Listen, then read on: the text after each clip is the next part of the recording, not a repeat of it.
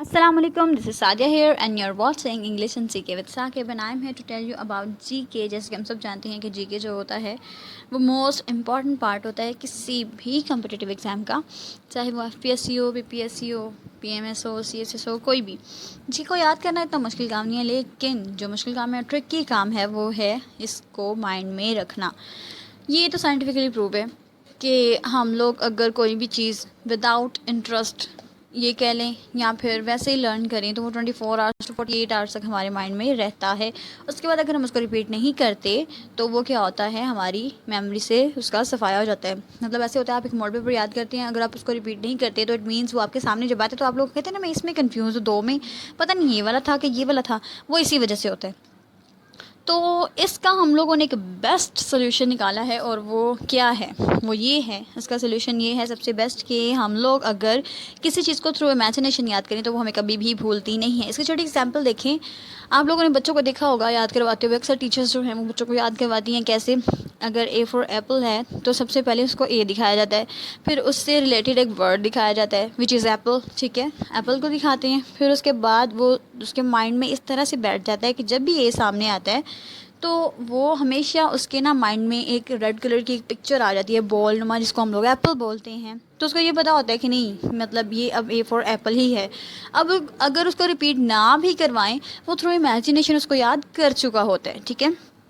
तो इस वजह से हम लोग भी अगर GK का जो काम है, अगर हम लोग उसको थ्रू इमेजिनेशन करें तो हम लोग उसको नहीं भूलेंगे, चाहे हम लोग उसको रिपीट करें या नहीं। अब इसकी एक और छोटी सी एग्जांपल ले लें, वो क्या है, आप लोगों ने कभी मूवीज़ देखी हैं? ऑब्वियसली सारी देखते होंगे मूवीज़ को देखते हैं तो कभी आप लोगों ने, मतलब कोई भी बंदा आता है आपके पास, आपको कहता है जी मुझे इस मूवी की फ़लाँ मूवी की स्टोरी बताएं, तो आप लोगों ने उसको 2 मिनट कहा कि 2 मिनट रुक जा, मुझे ना ये बुक खोल के रिपीट कर लेने दें, या मुझे एक दफ़ा इसकी स्टोरी रिपीट कर। बिल्कुल भी नहीं ऐसा होता। अगर आपने कोई मूवी देखी है ना तो वो आपकी इमेजिनेशन के साथ जुड़ी हुई होती है। वो कोई सो के अगर आप उठते हैं ना, आपको कोई उठाता है ना, और तब भी वो आपसे पूछता है ना इसकी स्टोरी क्या थी, इस स्टोरी में इस बंदे का नाम क्या था, तो वो फ़ौरन से आप बता देते हैं, ना ऐसी ऐसी होता है ना। वो किस वजह से होता है, क्योंकि जब आप उसको देख रहे होते हैं ना, वो आपकी इमेजिनेशन के साथ जुड़ रही होती है, आप उसको इन्जॉय कर रहे होते हैं। इसी तरह से अगर हम अपनी स्टडी को लेके चले और GK को लेके चले ना, तो वो कभी भी हमें भूलता नहीं है।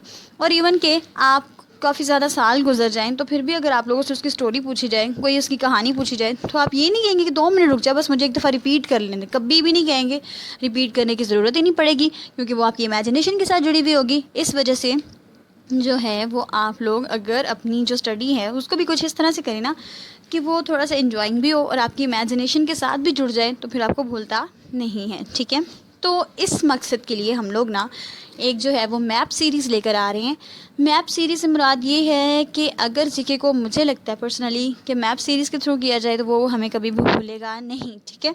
तो हम लोग मैप सीरीज़ का जो आज का हमारा टॉपिक है वो है ग्लोब के हवाले से, ठीक है ना, वर्ल्ड मैप के हवाले से हम लोग उसकी बेसिक्स करेंगे, बिल्कुल बेसिक्स। आज हल्का फुल्का सा टॉपिक है, ज़्यादा मैं डिटेल में नहीं जाऊंगी, ठीक है।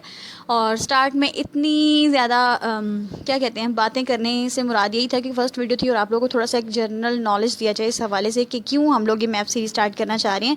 इसी वजह से स्टार्ट करना चाह रही हैं ताकि अगर आप लोगों को भी कोई सोते हुए उठा के भी पूछे ना कि ये वाला कंट्री कहाँ पे है और इसका ये कौन है, तो आपको पता हो हर चीज़ और उसी वक्त बता दें। ये सब कुछ हम करेंगे इमेजिनेशन के तरीके के थ्रू, ठीक है। तो उसके लिए आज का जो हमारा टॉपिक है, आप लोगों को ये स्टार्ट में नज़र आ रही होगी, सबसे पहले तो कंपास नज़र आ रही है, ऑब्वियसली नज़र आ रही होगी ये वाली, ठीक है। हाँ, एक बात आप लोग माइंड में रख लें कि जो भी हम लोग मैप्स के थ्रू करेंगे वो सारा का सारा यही होगा। बचपन में आप लोगों ने पढ़ा था ना, मशरिक़ मगरिब शिमाल जनूब, ईस्ट वेस्ट नॉर्थ साउथ, वो सारा यही होता है। लेकिन जब हम मैप सीखने जाते हैं, मैप की प्रैक्टिस करने जाते हैं, मैप को पढ़ने जाते हैं, तो उसकी सारी की सारा जो दारोमदार होता है ना, वो इसी डायरेक्शन के थ्रू होता है। आप कुछ भी देखेंगे वो सारी की सारी इसी डायरेक्शन, कोई भी मैप देख लेंगे इसी डायरेक्शन में होगा, ठीक है। तो ये थी हमारी कंपास और लेट्स स्टार्ट। आज हम स्टार्ट करते हैं अपना फिर पहला जो है वो टॉपिक। जी जनाब, देखिए आपको यहाँ पे सामने एक मैप बना हुआ नज़र आ रहा होगा, बिल्कुल ऐसे ही है। एक बात सबसे पहले माइंड में रखी, वो ये है कि जो हमारी दुनिया है ना वो गोल है, ठीक है ना। ऑब्वियसली सबको पता है गोल है, लेकिन हम लोग जब मैप पढ़ रहे होते हैं तो थोड़ा सा भूल जाते हैं। लेकिन सबसे पहली बात यही माइंड में रखनी है कि हमारी जो अर्थ है वो गोल है, ठीक है। एक फुटबॉल की तरह। आप एक फुटबॉल का ग्लोब ले लें, ठीक है, उसको पीछे से कट कर लें, उसको सीधा करेंगे तो ये जो मैप मैंने आपको दिखाया है कुछ इसी तरह की शेप आपके सामने आएगी, ठीक है। अब इसमें हमें कितनी चीज़ें देखने को मिल रही हैं, इसमें सिर्फ हमें 2 चीज़ें देखने को मिल रही हैं। सबसे पहले है हमारे पास वाटर बॉडीज़, ठीक है, ये देखें ये वाली, और उसके बाद सेकंड नंबर पे हमारे पास हैं लैंड मासेस। वाटर बॉडीज़ क्या होती हैं, पानी के बड़े बड़े हिस्से जो हैं वाटर बॉडीज़ हैं, और लैंड मासेस क्या होती हैं, खुश्की के बड़े बड़े खित्ते ऑब्वियसली लैंड मासेस होते हैं। जो खुश्की के बड़े बड़े खित्ते लैंड मासेस होते हैं उनको हम लोग कहते हैं कॉन्टिनेंट्स, और जो पानी के बड़े बड़े हिस्से होते हैं उनको हम लोग कहते हैं ओशियंस, ठीक है। अब हम लोग ये देख लेते हैं कि ये होते कितने हैं पूरी दुनिया में।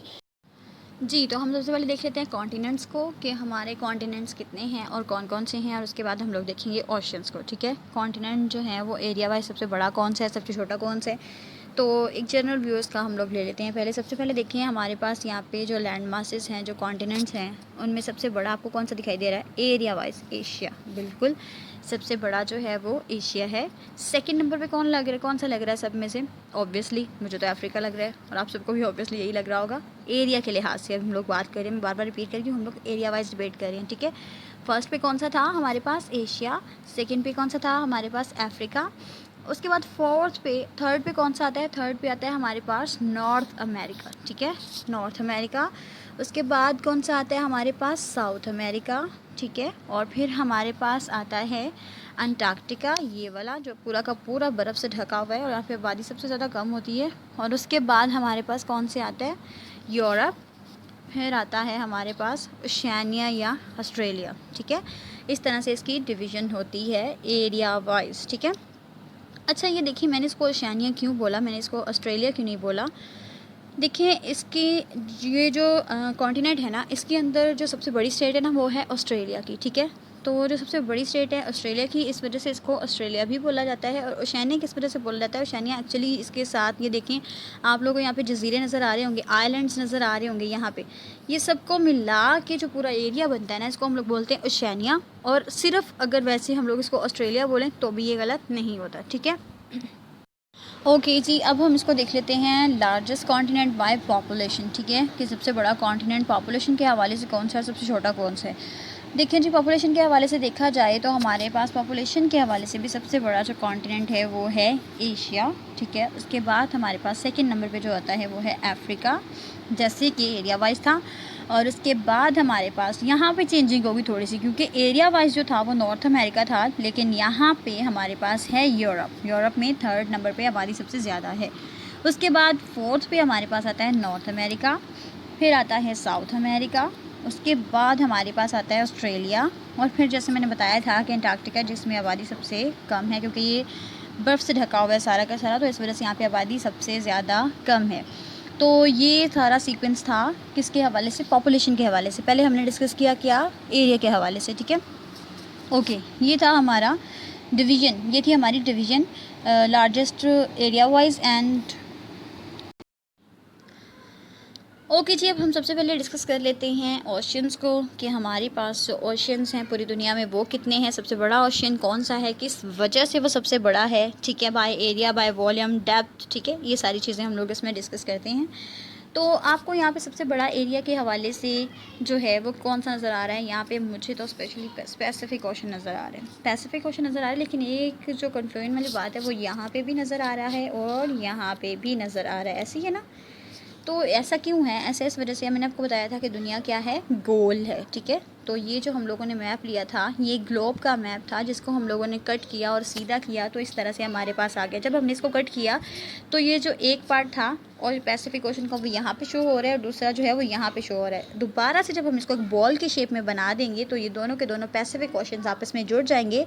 तो फिर क्या होगा, जब इसको गोल कर देंगे तो फिर क्या होगा, फिर ये पूरा का पूरा ये पैसिफिक ओशन और ये पैसिफिक ओशन दोनों मिल जाएंगे और एक ही पैसिफिक ओशन होगा, ठीक है, ग्लोब के हवाले से देखेंगे। उसके बाद देखते हैं, आप लोगों ने यहाँ पे देखा है कि ये जो दोनों कॉन्टिनेंट्स हैं ना, ये क्या हैं, अमेरिकाज़, कलेक्टिवली इनको अमेरिकाज़ बोला जाता है। जब हम इनको डिवाइड कर देते हैं तो ये बन जाता है नॉर्थ अमेरिका और ये बन जाता है साउथ अमेरिका। कुछ इसी तरह से हमारे पास पैसिफिक ओशन भी है, ये वाला। जब हम अपने पैसिफिक ओशन को दो पार्ट्स में डिवाइड कर दें, ठीक है, दो पार्ट्स में जब इसको डिवाइड कर देते हैं तो ये बन जाता है हमारा नॉर्थ पैसिफिक और ये बन जाता है हमारा साउथ पैसिफिक, ठीक है। वैसे इसको एक ओशन ही कंसिडर करते हैं, लेकिन मैं वैसे आप लोगों की नॉलेज के लिए ये कर रही हूँ कि ये अक्सर ऐसे होता है कि जब इसको 2 पार्ट्स में डिवाइड किया जाता है तो ये जो है इस तरह से इनकी डिवीजन होती है डायरेक्शन वाइज, ठीक है। जो डायरेक्शन वाइज जो नॉर्थ में आता है पैसिफिक ओशन उसको बोलते हैं नॉर्थ पैसिफिक, और जो साउथ में आता है उसको बोलते हैं साउथ पैसिफिक, ठीक है।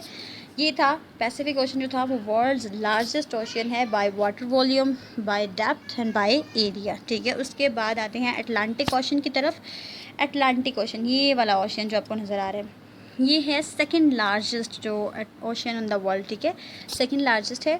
और इसको भी अगर हम लोग डिवाइड करें 2 हिस्सों में कुछ इस तरह से तो ये बन जाता है नॉर्थ अटलांटिक और ये बन जाता है साउथ अटलांटिक, ठीक है। नॉर्थ अटलांटिक और साउथ अटलांटिक, इस तरह से ये दोनों जो है ओशियंस इनकी डिवीज़न होती है।